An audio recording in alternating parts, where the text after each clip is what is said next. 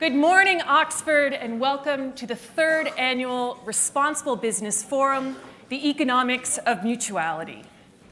I'm Kate Roll. I'm a senior research fellow here on the Mutuality and Business Project, and I'll be your MC. Over the next day and a half, we'll be exploring some of the most important issues in contemporary business, and we'll be doing so through a set of master classes, case studies, plenary sessions, and even a final Oxford-style debate. This morning, we'll start with the concept of trust and the role of business as part of society. In the afternoon, we'll turn towards two interlocking issues of real importance: rapid technological change and environmental impact. And permit me a small example of why I say these are interlocking. I was reading last night that cryptocurrency miners now use the same amount of energy per annum as the country of Austria. And on Saturday, we'll be thinking about the potential for business as a force for the common good. Please note that Harry and Meghan have sent their apologies and cannot be here with us. Despite my dad joke, what I want to ask of all of you is to take being here in Oxford seriously. And I mean that even if you live and work here every day or if this is your first time. And what I mean by that is to think deeply and critically, to ask good and challenging questions, and to embody the love of learning that makes this place so special. And so, without further ado, it is my pleasure to introduce Professor Colin Mayer and Bruno Roche, who are the conveners of this event. Professor Colin Mayer is the Peter Moores Professor of Management Studies here at Saïd Business School. And Bruno Roche is the Chief Economist for Mars Incorporated and the Managing Director of Mars Catalyst, Mars' internal think tank. Welcome, Colin and Bruno.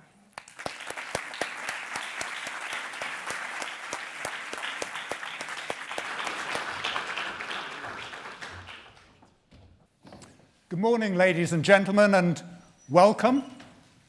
Now, I'd like you to start by doing one thing, and that is to stand up, turn to the people on either side of you, shake their hands, say congratulations on being here, and if there's no one on one or either side of you, say terribly sorry you didn't make it. So can you please do that?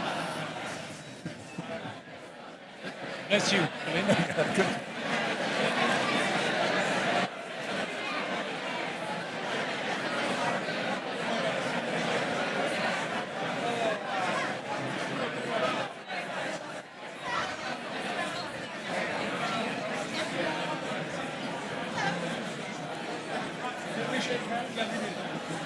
Okay. Thank you very much. That serves two purposes.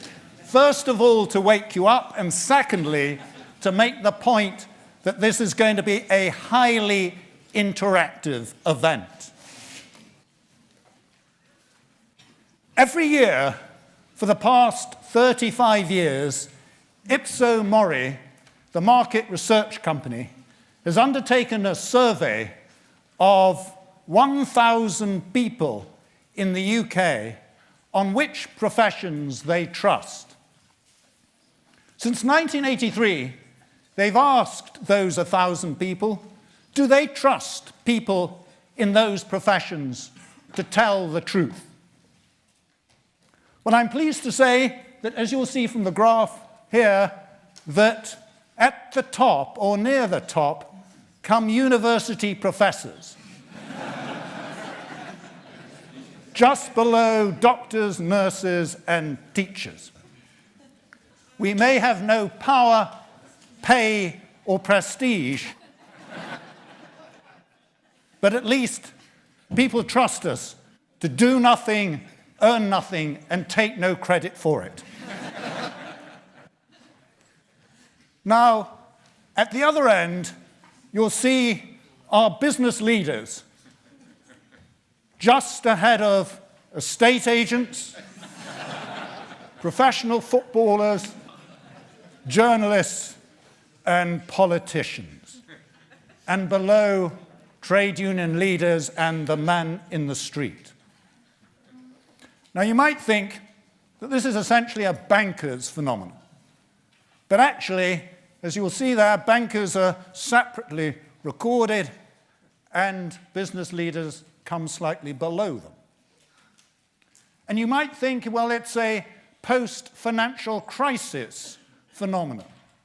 But as this next slide shows, actually, business leaders have been near the bottom for the last 35 years since the poll began. Mistrust in business is profound, pervasive, and persistent. Why is that? Well, every year at the beginning of the MBA course, the MBA class debate a proposition that the one and only social purpose of business is to increase profits, the well-known Friedman proposition. Each year, the class has rejected that proposition. But it's not a view that's universally accepted. The Friedman doctrine holds much sway to today. It's really a view of the world that can be encapsulated like this. It places profit and financial capital at the heart of the corporation, like a sun king, with everything else revolving around it, like humans, consumers, society, subservient to that one objective. It's self-centered and it's self-enriching. But it's not actually as enriching as alternative views of the world that put the purpose of business at the heart, the intrinsic purpose of business to promote the interests of its consumers or of society, and to embrace all of the various parties to the firm in the achievement of those intrinsic purposes. And in so doing, it creates a mutual benefit, both for those parties to the firm and for the firm itself in terms of promoting corporate success and greater profits. And this forum is about exploring this concept of mutuality, the economics of mutuality. It is not about philanthropy, charity, or impact investing. It's about hard-nosed business, how business improves its performance and profitability by putting people and planet first. And over the past 4 years, this business school has been engaged in a joint research project with the Mars Corporation to examine this concept of the economics of mutuality. Mutuality was an idea put forward by Forrest Mars, the son of the founder, Frank Mars, in 1947, by which he meant sharing the benefits of the business. It's a concept that Mars Catalyst, the think tank of Mars Incorporated, have been looking at for the past and developing for the past 10 years. The objective of today is to evaluate whether it really is a business innovation that enhances the performance of business. This is not an event for you just to listen and learn. It's for you to actively participate, question, interrogate, establish whether or not you think it really is credible, to establish whether or not you think the businesses that you will see practicing these approaches really do adopt it at the heart of their business. And that is why we call this a forum. It's not a conference. It's a forum of discussion and debate and mutual learning by all of us about this new concept of doing business. And to explain it in greater depth, it's now my very great pleasure to introduce Mars Catalyst Managing Director and the Chief Economist of Mars, Bruno Roche.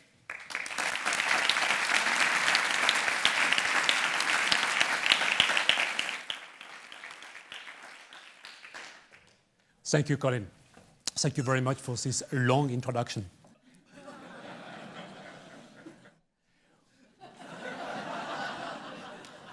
You can trust it for many things, but not for timekeeping. It's a joke. I enjoyed every single bit of your introduction. Welcome, everyone, and thank you for being here today. It's my great pleasure, actually, to be here today. It's a great honor to speak to you, but also it's a great joy. A great joy to share with you this concept of this economics of mutuality, a topic which have been close to my heart for the last 20 years. Let's go back 10 years, 2008, the Great Crisis, which actually shook the pillars of the economy and society. And ever since, over the last 10 years, wisdom cries out in the streets. Wisdom cries in the social media, in the magazines, in the news, that finance should be in service of the economy, and the economy should be in service of society. And yet, after 10 years of research, forums, discussions, papers, books, great movements like creating shared value, great movements like inclusive capitalism, great movement like the UN SDG movement, still the same old order prevails. The environment and society is still in service of the economy, and the economy is still in service of finance, and finance is still in service of itself. So why? Why should we care? And why should we care now? About 2 years before this 2008 crisis, we had a conversation at Mars. One of these conversations that we knew from the beginning, it was a meaningful conversation and which would have long-lasting consequences. It was a conversation that took place between a shareholder of the company and also with its management team and a few executives, and I had the good fortune to be part of this discussion. And the question was, what should be the right level of profits? And this question was remarkable because it was asked by the shareholder of a multinational corporation, not a charity, not a foundation, not an NGO, the shareholder of a major and very successful multinational corporation. It was also remarkable because it was asked 2 years before the crisis, at a time when nobody would question the strength of financial capitalism and the strength of the profit maximization model as a way to run our business. We took that question with my team, and we did some research. And we came back with many ideas, but two main ideas were actually breakthrough. The first one is that, unlike 50 years ago, we live in a world with overly abundant financial capital, but with scarce social capital, scarce human capital, and scarce natural capital. And yet, economics, which purpose is to manage scarcities, did not know how to address this new form of scarcities. That was number one insight. Second insight is that, unlike 50 years ago, power shifted to business, and specifically to multinational corporations. And today, many of these multinational corporations have more power and influence than nation states. And yet, their business model, and more largely, the educational model of the business school, has not adjusted, has not changed. And it's still the old profit maximization for shareholder model that is part of the way we run our business and we teach most of our students. This is a tragedy because it's leaving our business people, our business leaders, ill-equipped to handle the new level of responsibility and the new level of complexity that the size and the complexity of their business confer on them. It's also leaving them ill-equipped to handle, in a very practical way in their operations, the scarcities that they have to deal with in their operations.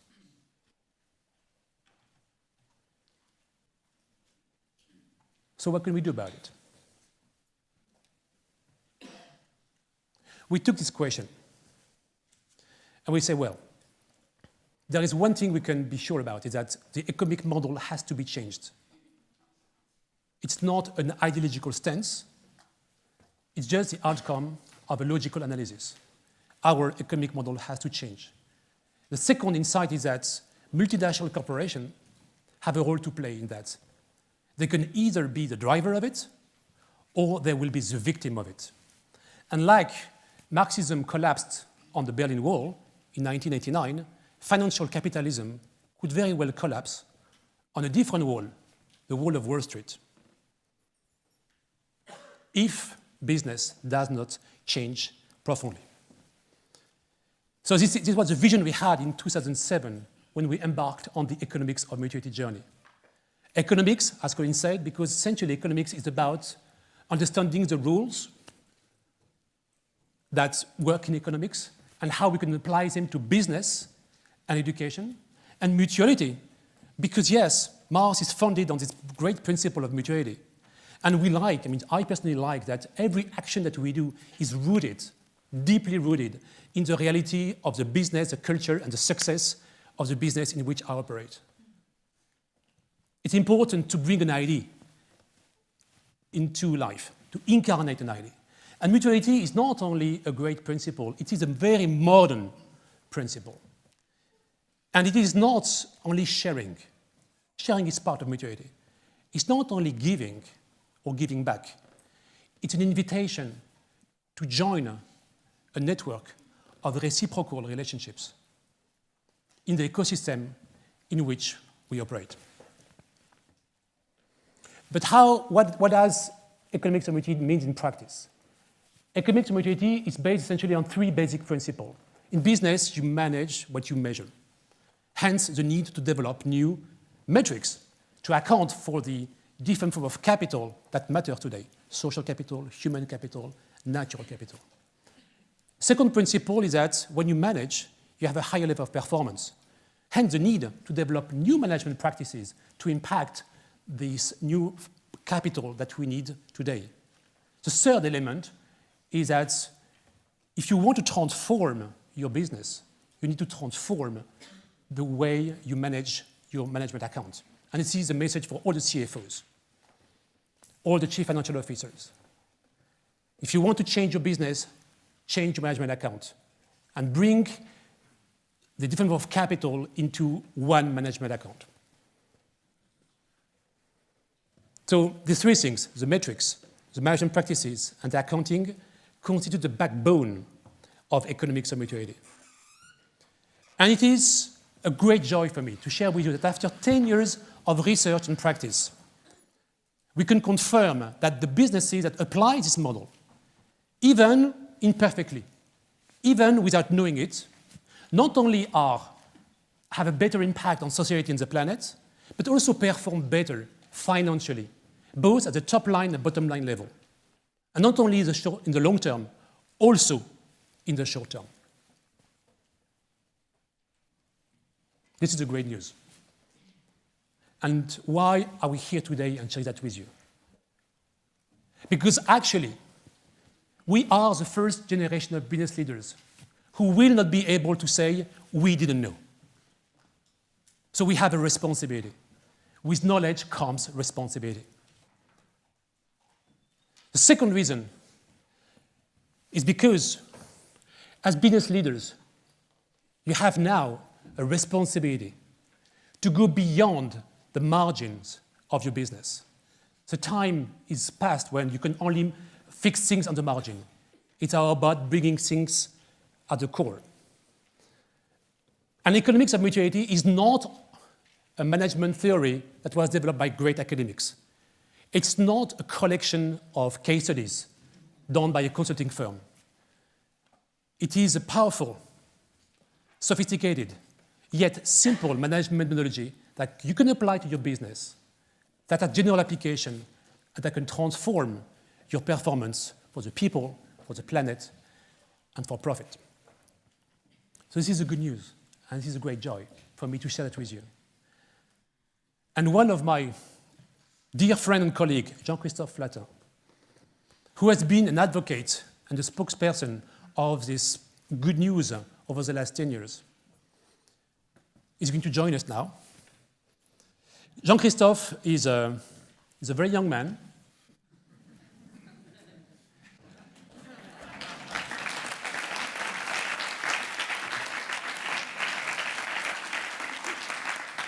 But yet, he has a long career behind him. He led one of the most successful and fast-growing units at Mars. He became the global president of chocolate before embarking on a new venture for Mars called Mars Edge, which is a new business that's focusing on the providing nutritious solution for the 21st century. Thank you very much, Jean-Christophe, and welcome on stage. Thank you, Bruno. Good morning, everyone. This is where you were supposed to ask me why I was here and what I was doing here. So I will provide the answer.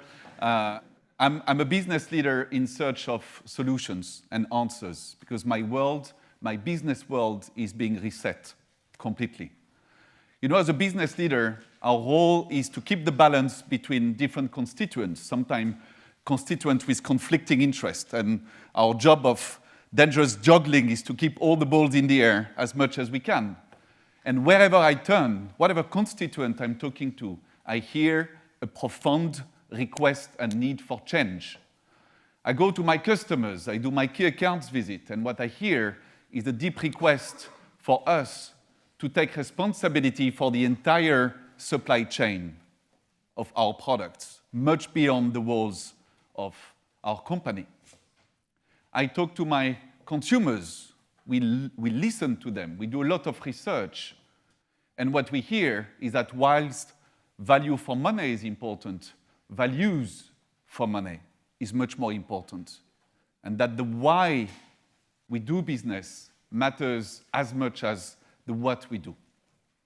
Then I listen and I spend time with our own associates, as we call them at Mars. And those folks are asking deep, demanding questions, telling us that the how we do business is as important for them as the how much or the what. And finally, I'm looking at you MBA students and talking and interviewing a lot of future talents, new talents. And by the way, most of the time, I feel much more interviewed than I interview, which sounds like a joke or an anecdote, but is very important. And the reason why I feel interviewed is that because the level of demand on the how, on the values, but not only the values on the walls of our business, but how we bring them in practice and what does it mean to do business in our company are at the front page of the interview. And those new talents are selecting where they want to work because they want to embrace a why and a how as much as a what or how much. So, as Bruno said, I'm not the only one knowing that. It's time for reset, and reset is uncomfortable. But the idea, the second reason I'm here, is not only because of this duty or this sense of urgency, it's because I strongly believe that we can turn that into an opportunity. Why if reset could become reinvent? Mars has been around for 105 years, and a company that remains privately owned more than 100 years is not a coincidence. It's not a lucky economic cycle or a fancy product that finds its territory for a couple of years. It's something that lasts. So we have an history of reinventing ourselves, and this probably is our next opportunity to reinvent. We're doing that in our large existing businesses, and I have the privilege of leading a complete new mission within Mars, which is building a complete new business from scratch, in the area of health and nutrition for human beings. And the pledge, the bet I'm making is not only to make it digitally native, because I want to build a contemporary business, I want to make it economics of mutuality native from day one, applying what's happening here. But for that, Bruno, I need your help, because I'm not an academic, I have no PhD, I can confess that to you. I'm a simple man running a business. So I know that in order to progress, we need to measure. Simple rule in life.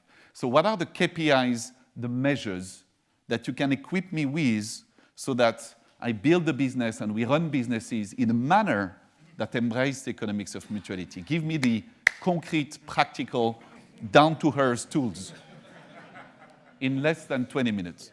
There is some mutuality here in the joke, right? As you can see. And by the way, there is a big difference between intelligence and being between intellectual. Okay. Okay, I'm sure we'll cover that at a different point. So, practically speaking, any business is a net user of financial capital, obviously. We need money to start a business. But any business is also a net user of other form of capital. Social capital, which is a community in which you operate. Human capital, which is a quality of the individual you have in your business. And natural capital, in particular, if you are in the business of extracting natural resources from your business. So therefore, each of these components play an important role in your business. And I remember a conversation we had several years ago is that if you manage different form of capital, you should expect actually higher level of performance because you're adding resources to your business. The issue is that actually, how can you manage this new form of capital if you don't have any metrics to measure them, and if you don't know actually how to impact them? So essentially, this is where the economics of mutuality provide the intellectual and methodological framework. In short, we've been spending like several years with Oxford and other academics to develop this new KPI, these new metrics. And the metrics have to be simple, they have to be stable, and they have to be actionable, so that you don't need a PhD in sociology to understand social capital. You just need a good MBA, like the one we have here. Don't need a PhD in ecology to understand natural capital, right? So this is what the economics of mutuality provide, new metrics that any business people could understand, apply, and actually over time, it's like a new muscle that you have in your body, right? When you exert a new muscle, at the beginning, it's painful. You don't know how to do that. But at the same time, you feel good because you feel alive. So at the same time, any one of us, we know how to develop social capital. We just do it all the time. Sometimes some of us actually destroy social capital, right? But it's a new muscle that we have to learn. But all of us have this capacity, actually, to leverage the social, human, natural capital in a business, impact them positively, and bring them as a resource to your business. So this is what the economics of mutuality can bring to your business, new metrics to measure, and new management practices to impact them. One follow-up question, if you allow me, because as I said, simple man. I don't want to run 4 P&Ls.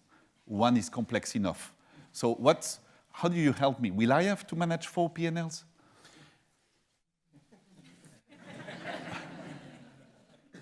The P&L is the center of the company. And that's why I always like to work with finance people. And in order to bring mutuality to life, it's important to bring it at the level of a profit and loss, at the management accounts. And instead of having a triple bottom line or a quadruple bottom line, which actually, in my view, is a form of confusion, it's like having a bottom line for the shareholder, a bottom line for the trade unions, and the bottom line for the NGO. We want to propose one bottom line that brings actually all the capitals into one. However, to do this, 2 things must happen. The first one is that you need to respect the nature of each capital. You want to remunerate financial capital with financial capital, makes sense, okay? But you also want to remunerate natural capital with natural capital, social capital with social capital, human capital with human capital. You don't want to put a dollar value on the cost of pollution.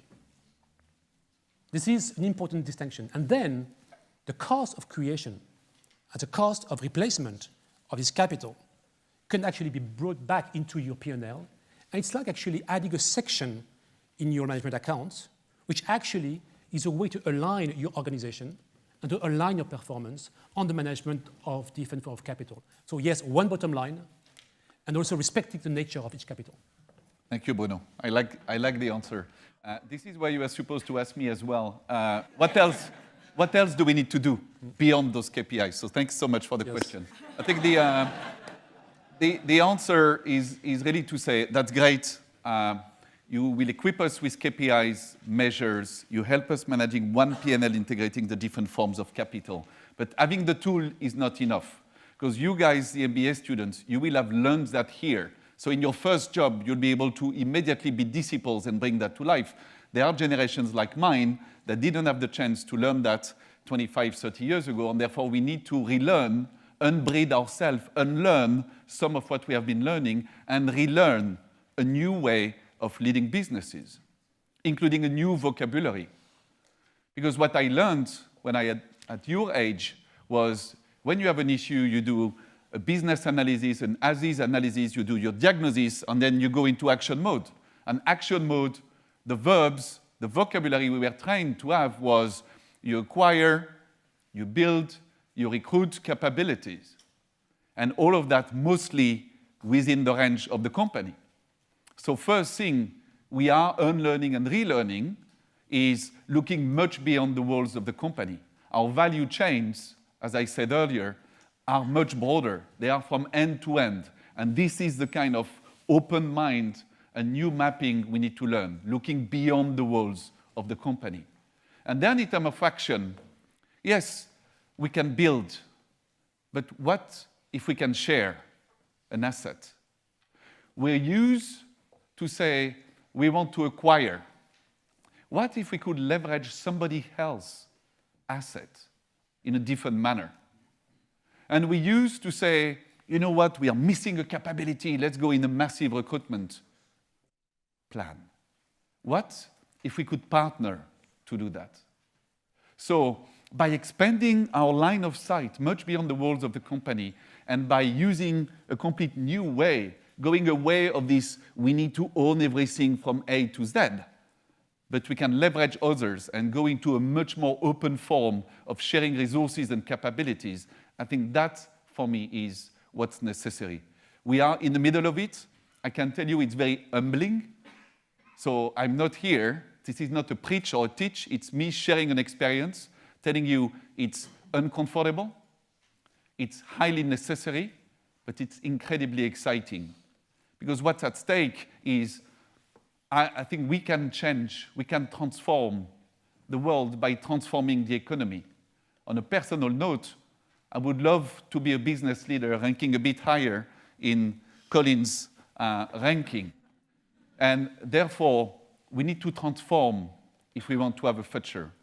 You remember my invitation here a couple of years ago of being the courageous architect of the future. That's what's at stake. And we rejoice that it starts here. I rejoice to see in the room students, academics, NGOs, businesses that are embracing that and bringing them back to life in the world. But we want to go further. So if there is one announcement I wanted to make today is, as we have applied this rule to Mars itself, we came to the conclusion that the economics of mutuality, whilst incredibly proudly developed within Mars, in order to give it its full measure, it's time to give it its autonomy and make it work and make it available to the entire world. So later in the coming months, we are working together to establish economics of mutuality, both as a foundation as well as a service business that will be able to go beyond the walls of Mars and serve all the women and men of good intent and sharing the same philosophy that want to transform their business, their economy, their life. So this is what we had for you this morning. Thank you so much. And I don't know who I hand over to because that's probably your job. Yes.